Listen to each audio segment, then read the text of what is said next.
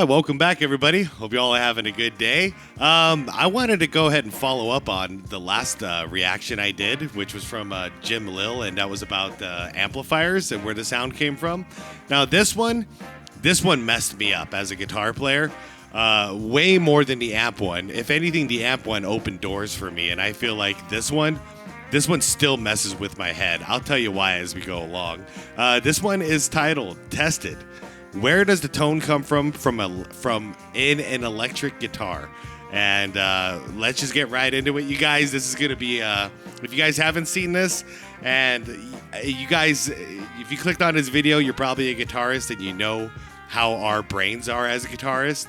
Everything matters. Our strings, are the metal that's being used on our guitars, the pickups, the freaking tuning keys matter, like the wood matters, all this stuff.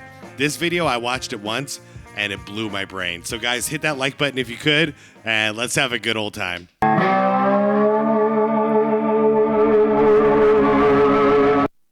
Over the holidays, I wanted to find out the truth about where the tone comes from in an electric guitar. What makes one electric guitar sound different from another when they're plugged into the same amp? I've read and heard all sorts of ways that every single part on the guitar can make a difference in the sound, but I don't actually know if any of that's true. I wanted to take the time to actually test them and capture the results with audio and video so you guys can see for yourself and decide what you think's important too. And the reason, I'll tell you real quick, the reason why this one messed me up is back in 2017, I spent about $3,500 on a PRS, a PRS Custom 24, not the SE model, like the main model from America. And honestly, here's the deal. It's by far the best guitar I've ever had. I love it. No video is going to make me not love it. But this video, man, after just watch. First thing I did was email 3 very high-end guitar builders whose guitars I've personally played and enjoyed very much. And I asked them the question, what 5 factors in an electric guitar make the most difference in the amplified sound? Okay. Here's how they responded. And full disclosure, if you're new here, like I represent the regular musician. I've been playing since I was, for the last like 30 years or whatever. And I have a recording setup at home. I'm not a music studio with, hundreds of $1,000s worth of gear in it. So I kind of represent you, the average at-home musician with a recording setup. All right. So top 5 factors in electric guitar. I was surprised at how different their lists were. I do want to pause that real quick. All right. So 3 different companies all listing their 5. Bodywood. Okay. So that's the first one. Over here, they're saying the neck is the factor for the tone. This one is saying the player. Okay. The neck wood is number 2 here. Bodywood 2. So these 2 are pretty close. This one is the guitar's pickups, which I have to agree with. The majority of the sound is coming from the pickup. Guitar hardware, I don't know about that. And you know what turns out to me, though? I think the wood actually matters the least in an electric guitar. And an acoustic guitar, I think it matters a ton more because, it's got an open sound hole and the sound is resonating and bouncing off of that wood. So it's changing the sound over time. But an electric guitar, none of that happens. It's strings going straight to a pickup, and it's all electricity after that. As to how different their lists were from each other. And with these factors in mind, I needed a test guitar that I could hack up and change parts on without feeling stress. So I bought a kit for $100 and put it together. Nice. I did this once with an Ibanez Gem kit. This is a good time. As a baseline, I tested it against my Tom Anderson Telly because almost everything about the Anderson is different than the parts caster.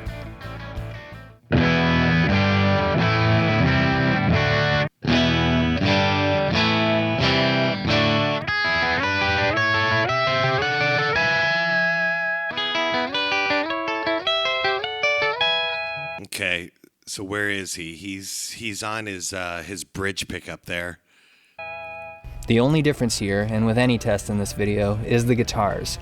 Everything after the guitar is identical. Okay. And everything before the guitar, so the player, the picks, the strings, the spot on the strings where the pick hits, how hard the pick hits, how fast the pick hits, All of that is controlled as tightly as I can, so the only difference that you're hearing is the difference between the guitars. This list is long, but it's finite, so I started chipping away at it. The first thing I want to see if there's anything that stuck out too much. Radius, okay. Neck width, okay. Seymour Duncan vintage stack pickups versus cheap single coil with bar magnet on the bottom. All right. My experience with cheap pickups is it's deceptive. It's something that could be fixed with basically a cheap EQ at the front of your guitar chain. Usually, the cheaper the pickup, the lower the output volume-wise. And it's deceptive because you think, it sounds flat. But if you actually boosted that gain right at the front of your signal, it kind of makes up for a lot of that. I mean, pickups are just like, it's just magnets and copper being wound together. The list is long, but it's finite, so I started chipping away at it. The first thing I did was replace the pickup in the parts caster with a Seymour Duncan vintage stack and tested that. Nice.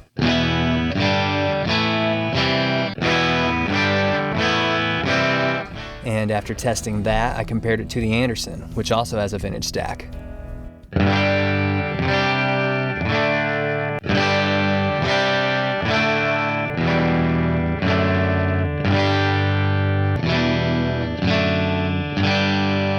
Okay, I'm hearing a difference still. Then I tried a pickup height test. The pickup was set. Oh, yeah, of course. Pickup height. The higher it is, the louder it's picking it up, so the louder the volume. At kind of a medium level, so then I cranked it down really low and then up really high to see if that made a difference. Cool.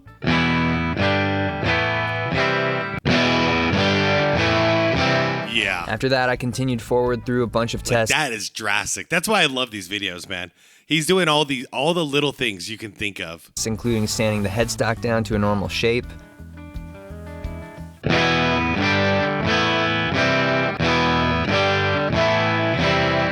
having a loose versus tight neck joint. Wow.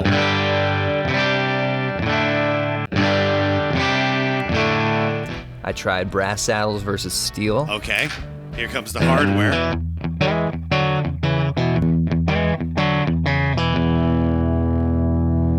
Using a traditional thin steel ashtray bridge instead of the longer, thicker steel bridge that came with the kit.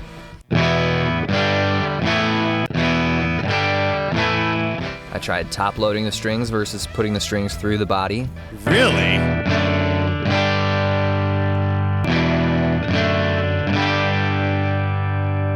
And I tried using a strap bridge with no plate.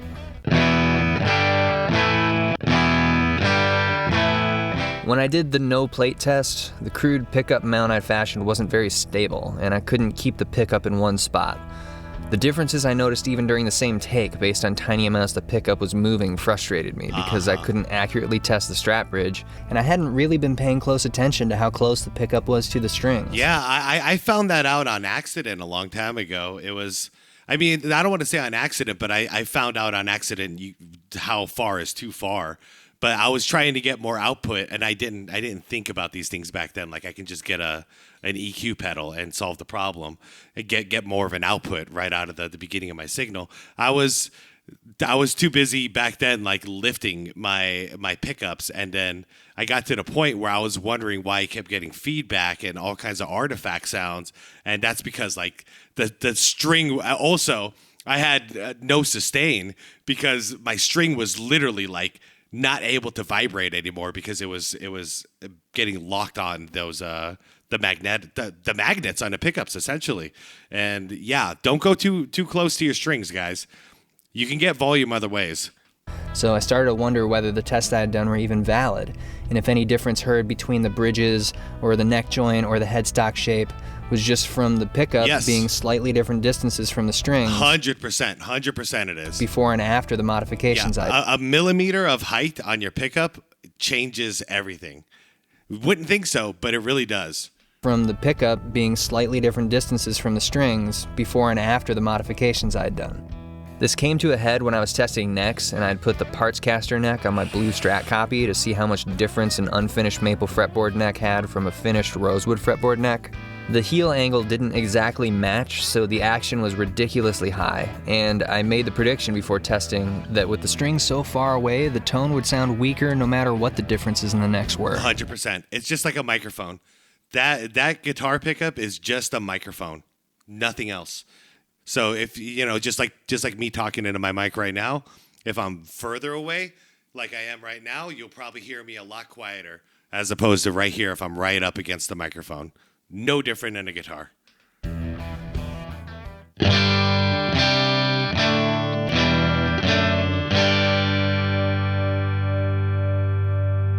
So I asked myself, what if I militantly matched the distance from the pickup to the strings? Yeah. I got my feeler gauges and measured the distance from the low E string to the pickup and the high E string to the pickup on my Anderson and matched it as close as I could on the parts caster. Then I tested it. I'm glad he did this because that would have blown the entire test. All right, match pickup height.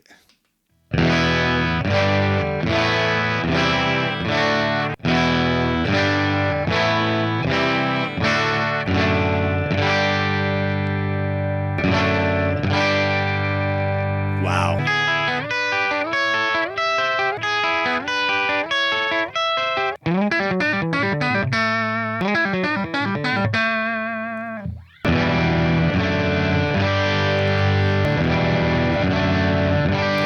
What Jim's vids have gotten me to accept with myself is that, yeah, different types of material, different guitars. For instance, my PRS, it's the best feeling guitar I've ever experienced.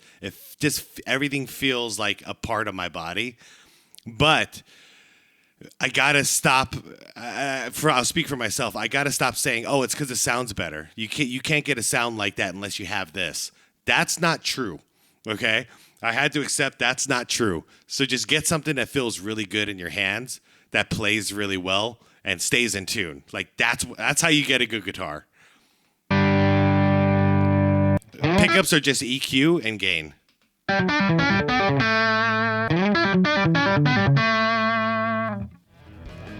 This was a turning point for me. Yeah. There were a lot of things different about these two guitars, and not a lot that was the same. At this point in testing, here's a list of all the things that these two guitars had in common. Last thing I'll tell you guys on this, one thing that blew my mind years ago, I'm talking at least 10 years ago, I bought this Chinese knockoff Ibanez Gem, and it was all glass, well, like plastic, I guess you can say. So it was a clear body. You can see right through it and see all the electronics inside the guitar. That guitar sounded exactly the same because I had the same pickups, okay? I had DiMarzio Evolution pickups on there. That guitar sounded exactly the same as my Ibanez Prestige with with the DiMarzio Evolution pickups. That's when I started accepting it, that like, holy crap, the pickups are like 95% of the sound. It's not the tone wood. There was no wood. It was plastic. I became more interested in testing the things that were on this list, and a big one was the guitar body. What if I took a radically different approach? Oh, here we go. Could it sound the same as my Anderson? Yep, you don't believe me? Here we go. I'm out in the barn, and it's time to pick a new guitar. So,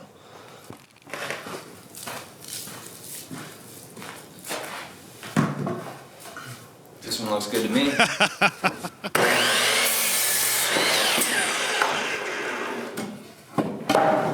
Got it.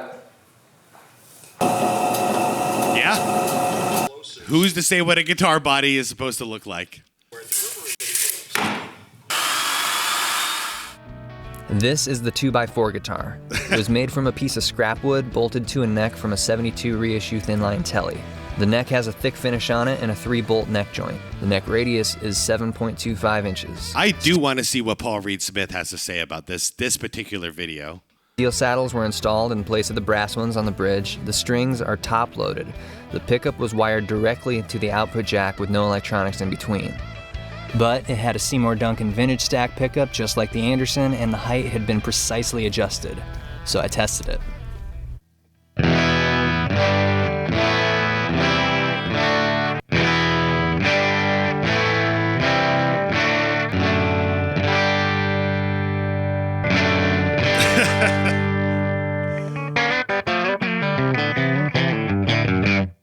couldn't get it to exactly match. I thought maybe the bodywood does play a role, or maybe it's something to do with the neck finish, but I was hearing a harsh top end, so my thought was that maybe the positioning of the pickup has got to be this. By the way, I only watched this video once back when it came out, so I don't remember the order he's going in, but if you're getting a different EQ frequency out of your pickup and everything else is exactly the same, the only answer has to be where on that body is the guitar, is the pickup. So say this is the body of the guitar. If your pickup is here, well, you have to measure the distance between like the headstock. Oop.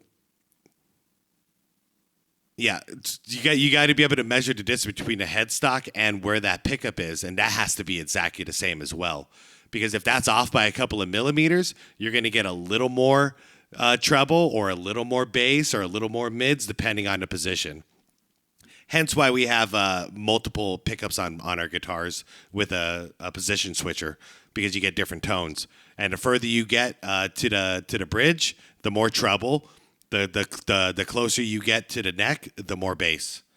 it's because I wired straight from the pickup to the output jack and didn't include any electronics to bleed highs off to ground. Oh. So I installed electronics. Or that.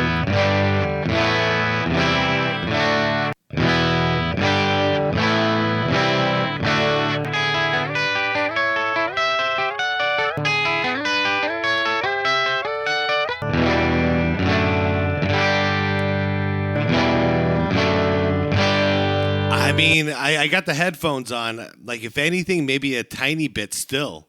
A little more top end on this one. Oh,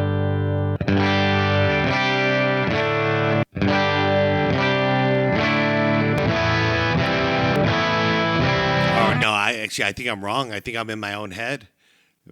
Wow, was it really the electron? Yeah, I guess. Yeah. Of course, it's the electronics.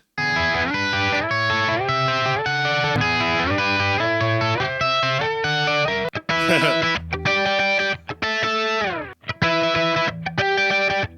right, that sounds identical right there. So, yeah, okay. Match pickup height. This was the bingo moment for me. I had the data. I captured it on video. You just saw it. At this point, here's what the two guitars did have in common. That's a pretty small lift. Scale length, yeah, very important. Okay. Generally normal guitar neck. Pickup, yep. Pickup distance, okay, so he already covered that right there. Pickup distance to the strings, that's huge. And pickup position, it's all that pickup, man. It really is all in the pickup. I was satisfied with my research and ready to stop, but I had this voice in my head of all the players and builders out there who have thought about electric guitar a certain way for much longer than I have. And that seeing a 2x4 plank guitar still might not be a grand enough gesture to push past deeply rooted beliefs, so I went even farther for one last test. By the way, before he gets into there, like, I wonder how many of you guys agree with me on this. Like, after watching this, like, if you want your guitar to sound different, the best thing you can do is just swap out the pickup.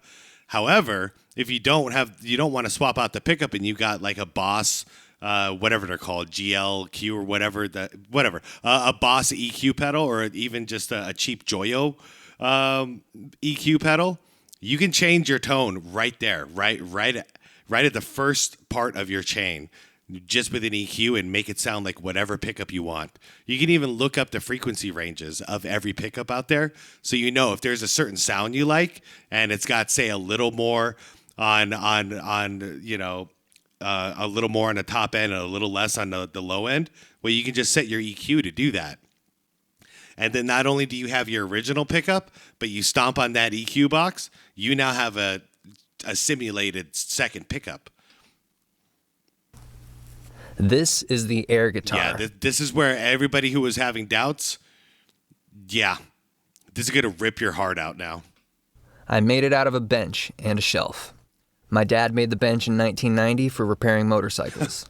The shelf is upside down, sitting on two chairs and weighted down with a pair of Honda engines. The ends of the shelf are braced against the bench with 2x4s so the strings don't pull the shelf closer to the bench when tuned up. Smart. The headstock is a piece of wood with tuners put in it. The nut is the bottom half of a metal locking nut meant to go with a Floyd Rose type bridge. 25.5 inches away are the steel saddles on the steel top-loaded bridge with a Seymour Duncan vintage stack mounted in the plate and all of that screwed into the bench. The pickup is wired to a disembodied tele control plate with a 250K volume pot. This is wired to a jack, and a guitar cable goes from the jack straight to my combo amp. Jeez. The air guitar was tuned to open D, and so was my Anderson Tele. I matched their pickup heights and strummed an open chord on both multiple times on the same spot on the strings.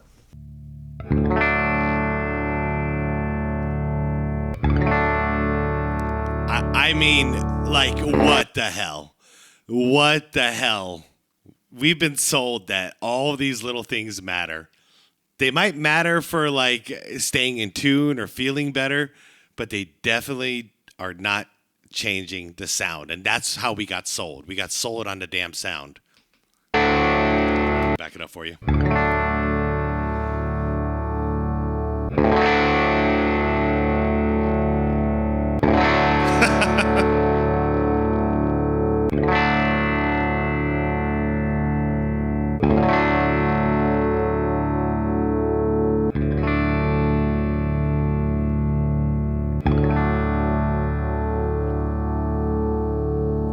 Here are the things that the Anderson and the air guitar had in common. Oh, yeah. Tuning. Strings. Pickup. Scale length. Pickup. Pickup distance to strings. Pickup position along the strings. Pickup slant angle. And effective volume pot value. In the future, I'll be looking deeper into these factors. By the way, An effective volume pot value. not that one, this one. It took me, I'm embarrassed at how many years I played guitar without understanding what this slant is for, because I didn't understand how the frequency was changing just with this little bit of a change. This is so the heavy strings end up low, you know? Oh, I'm sorry. Yeah, because this is a reversed image. So this is your heavy string and it's closer to the neck. So that's giving you more low tone on the low strings. And as you go up to the higher strings, you have more and more treble. Simple, but brilliant. Pickup slant angle. An effective volume pot value. In the future, I'll be looking deeper into these factors. Hopefully you'll join me. Hell yeah. I want this.